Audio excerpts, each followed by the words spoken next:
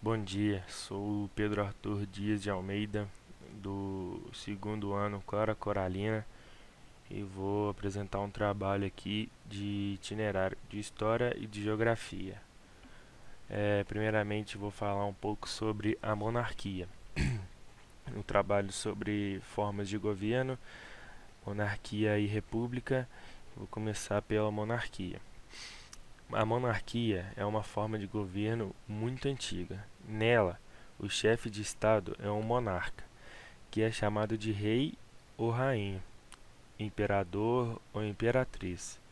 Dentre outros títulos, uma característica típica da monarquia é que o cargo do rei é hereditário, passando de geração a geração dentro de uma mesma família, e vitalício, ou seja, o rei detém seu título até a sua morte. Em um passado distante, era comum os reis e imperadores possuírem poderes absolutos. Eram o que chamamos de monarquias absolutistas, aquelas em que a vontade do rei é soberana. A importância do rei ou imperador era tanta que se confundia com o próprio Estado. O Estado sou eu, disse uma vez o rei da França, Luís XIV, que era um exemplo bem claro de um dos governos da monarquia absolutistas. Hoje em dia, porém, é raro encontrar monarcas com poderes absolutos. As monarquias que sobreviveram ao tempo não são monarquias constitucionais, em que o rei não mais detém todo o poder político. Na verdade, como já vimos no parlamentarismo, os reis e rainhas modernos pouco têm a ver com aquela imagem de tiranos que vemos em muitos filmes que se passam na Idade Média. O rei continua como chefe de Estado, mas seu poder político foi reduzido significativamente, passando a ter uma importância simbólica. O rei representa a unidade nacional. Geralmente, as monarquias constitucionais são parlamentaristas, em que as funções de governo são repassadas a um primeiro-ministro, junto com o gabinete, e o povo escolhe seus representantes no parlamento. Apesar de não ter mais grandes poderes políticos, os monarcas desse tipo de sistema continuam a gozar da hereditariedade do cargo. Existem cerca de 40 monarquias restantes no mundo, e cerca de metade delas é pertencente à Commonwealth, que é a comunidade das nações que foram colonizadas pelo Reino Unido. A maior parte dos países da Commonwealth ainda reconhece a Rainha Britânica como a sua chefe de Estado, mas ainda existem algumas monarquias absolutas no mundo, como a Arábia Saudita, Brunei, Omã, Suazilândia, possuem seus próprios monarcas. A monarquia teve uma crise que foi fruto da crise do império e sua incapacidade de atender às novas demandas que foram surgindo na sociedade brasileira.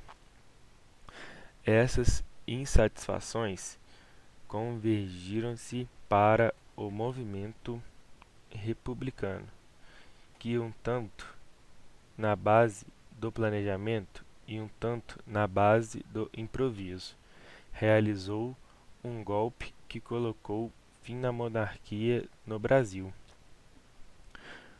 Podemos também considerar que essa crise da monarquia no Brasil iniciou-se na década de 1870, que foi logo após a Guerra do Paraguai. O Brasil até então venceu a guerra, mas a monarquia saiu enfraquecida e os novos rearranjos políticos que estavam em formação no Brasil desde a década de 1860 começaram a ganhar espaço no debate político. Os dois principais grupos insatisfeitos e que diretamente influenciaram no fim da monarquia foram certos grupos políticos que reivindicavam a modernização do país e novas agendas para a política brasileira e os militares. Ambos orbitavam ao redor do republicanismo, forma de governo que passou a ser enxergada como moderna e como solução para o país. E com isso, teve a insatisfação militar, que foi, no caso dos militares, a insatisfação com a monarquia iniciou-se após a guerra, justamente quando o exército brasileiro estabeleceu-se como uma instituição profissional. Isso fez com que os militares passassem a organizar-se na defesa por seus direitos. Suas duas principais exigências passaram a ser aumento salarial e melhoria no sistema de carreira.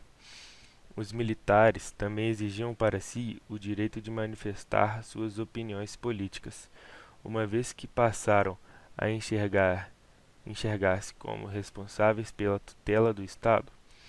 Além disso, havia insatisfações entre eles pelo fato de o Brasil não ser um país laico, e todas essas questões fizeram-nos abraçar o positivismo, conjunto de ideias defendidas pelo sociólogo francês Comte. O positivismo tornou-se o discurso oficial para o questionamento da monarquia por parte dos militares. No fim, grande parte deles passou a defender que a modernização do país fosse realizada com base em uma república ditatorial, na qual um governante representaria os interesses do povo. Para agravar a situação, a insatisfação dos militares ainda era incentivada por outros grupos da sociedade. Agora eu vou falar um pouco sobre a República. A República, né, é praticamente não, basicamente tudo diferente, né?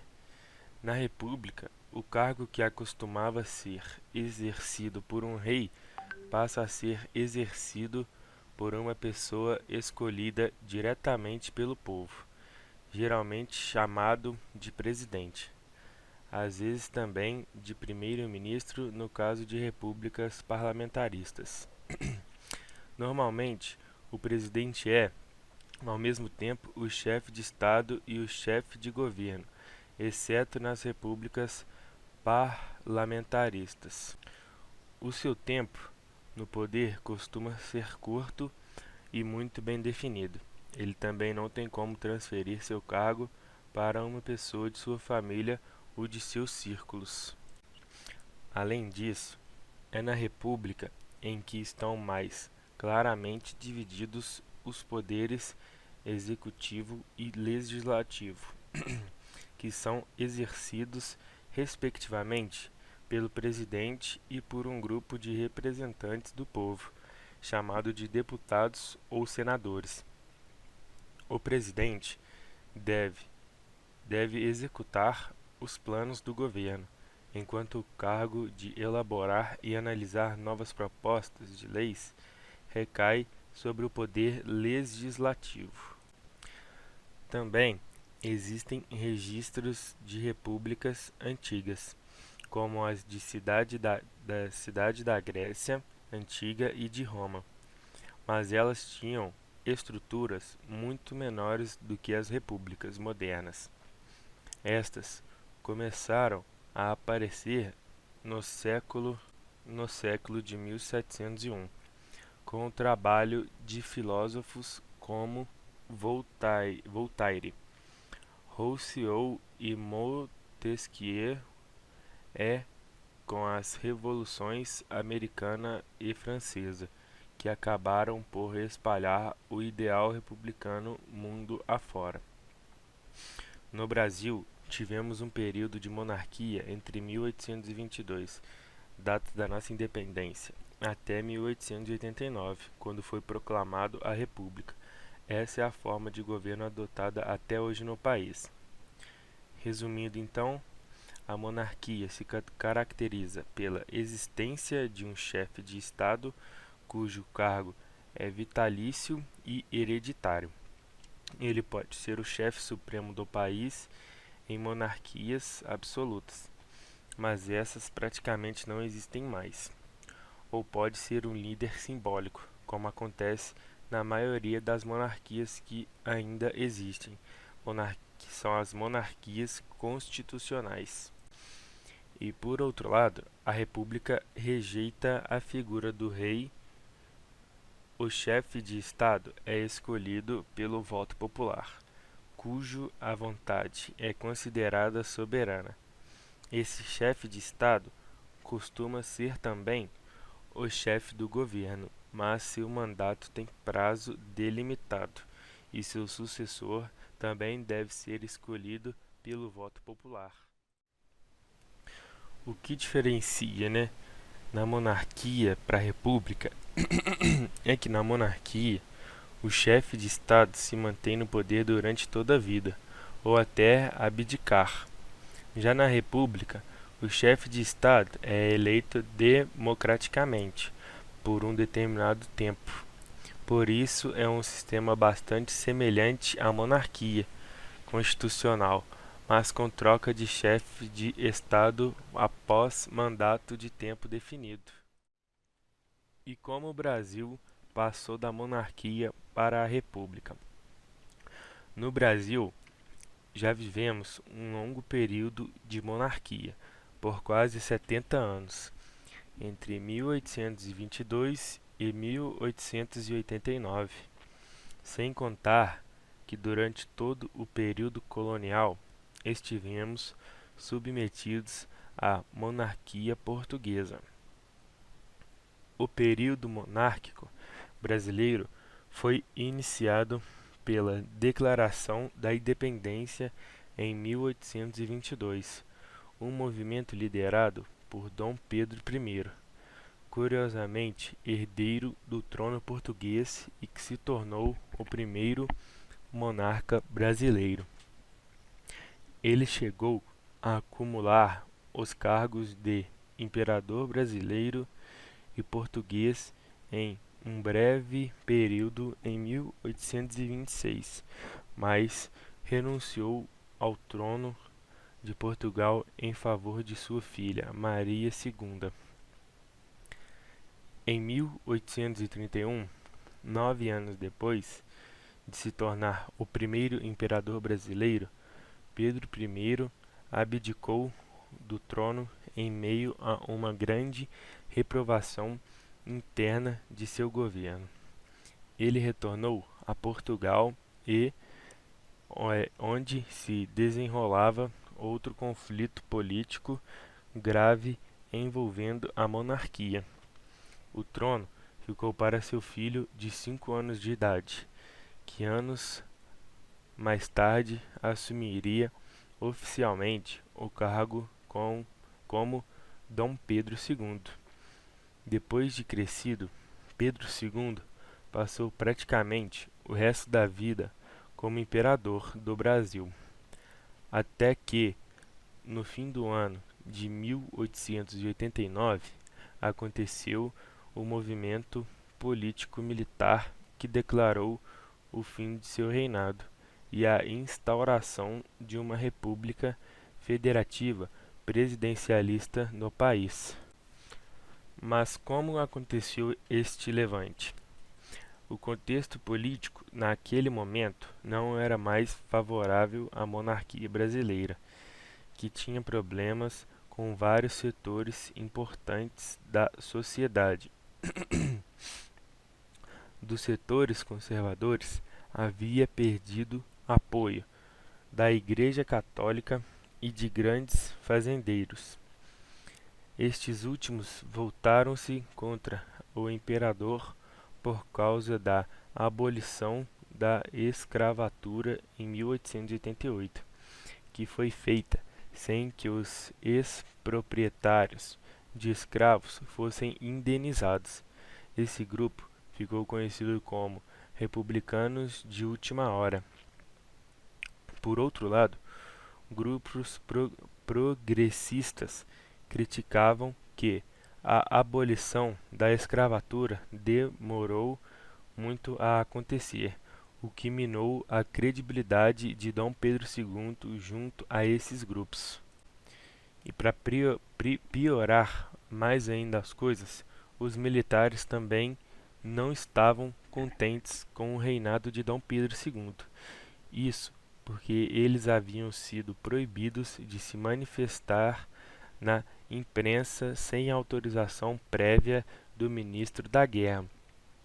Além disso, desde a década de 1870, muitos grupos militares haviam entrado em contato com ideias republicanos e positivistas.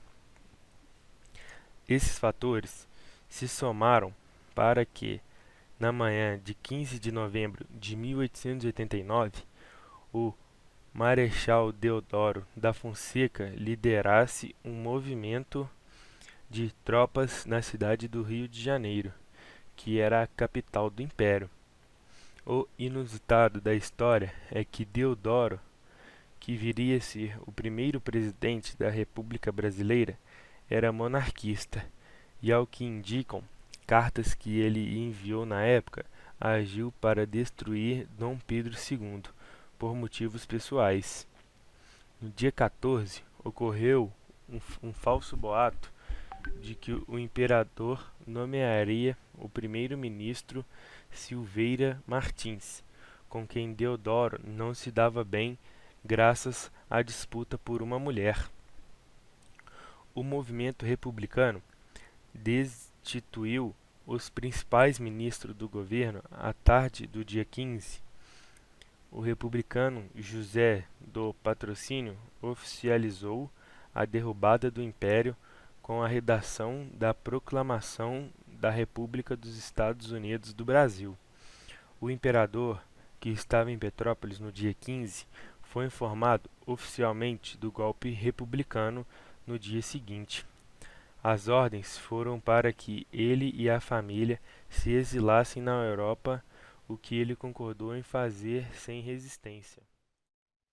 Vou deixar agora aí com algumas imagens aí, né, mostrando a monarquia e a república e etc.